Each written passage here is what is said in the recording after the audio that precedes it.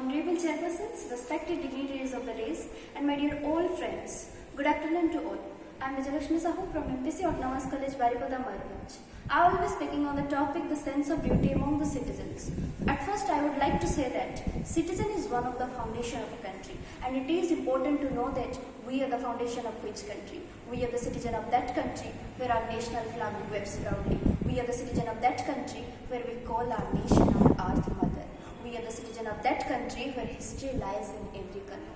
Yes, we are the citizen of great India, and our India is known as the largest democratic country in the world, where people from different caste, culture, religion, tradition live together with peace and harmony. And to preserve this democracy, we have to perform certain duties, certain responsibilities towards our country. Thoughts must be coming to our mind that what is the duty of the people and why the people have the duty? Well, we all have family, and we all are well aware of our duties towards our family. So we must need to know that our family is in a certain society, in a certain country. If our society will not be developed, then how could our family be developed? So let's develop our society first. Swami Vivekananda has also told that it is the duty and responsibility of each and every citizen that they would contribute and participate in the developing process of India. We have 11 fundamental duties in our Article 51A. Some of them are, it is our duty to respect, to obey the law of our constitution. It is our duty to respect our national anthem, our national flag. And it's our duty to protect our country in every situation. It's our duty to protect our sovereignty, integrity, unity, because we all know that unity in diversity is the beauty of our culture.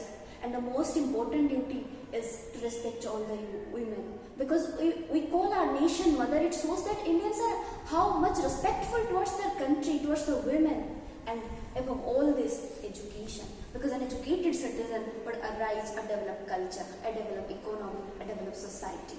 And in a democratic country, from politician to civilian, from police to public, no one will be untouchable by their duties. It is the duty of the government, he will supply us water. It is the duty of the government, he will supply us electricity. And it's our duty, how we will save electricity, how we will save water. It is the duty of the government, he will provide us toilet in the public places, and it's our duty, we will keep it clean. And I am feeling very sad to say that after so many years of independence, India is still now a developing country, where the country which got freedom almost at the same time as India are much more ahead than India. Then why India is a developing country till now? Is it that the people of our country are not that much responsible towards their country? Where the people, the social influencer are doing the advertisement of so-called gutka. At that time, how could our India be developed? So let's be responsible towards our country. Let's be dutiful towards our country. And let's take oath from today, we will be dedicated to our duties towards our country. And as a responsible citizen, let's remove corruption from our country. Let's boycott all the Chinese products. Let's remove dowry system from our country. Let's remove all the blind faiths. And today's parents should give moral and peace education to their students instead of giving smartphones on their hand. And today, social service should be included in the school curriculum activity, not only theoretically but also practically. And the most important thing, which are the youth of our country, the youth generation, because what the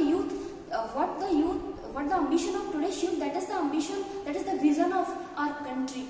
So today's youth have to become self-dependent. Instead of depending on the government, instead of depending on the families, they have to become self-dependent for the success of Atmanirbhar Bharat scheme.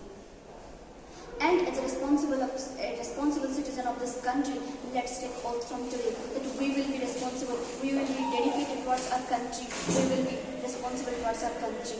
At last I would like to conclude myself with the beautiful words of Lord Shri Krishna. Karmanya vadhikarastu ma phalesya kadachana.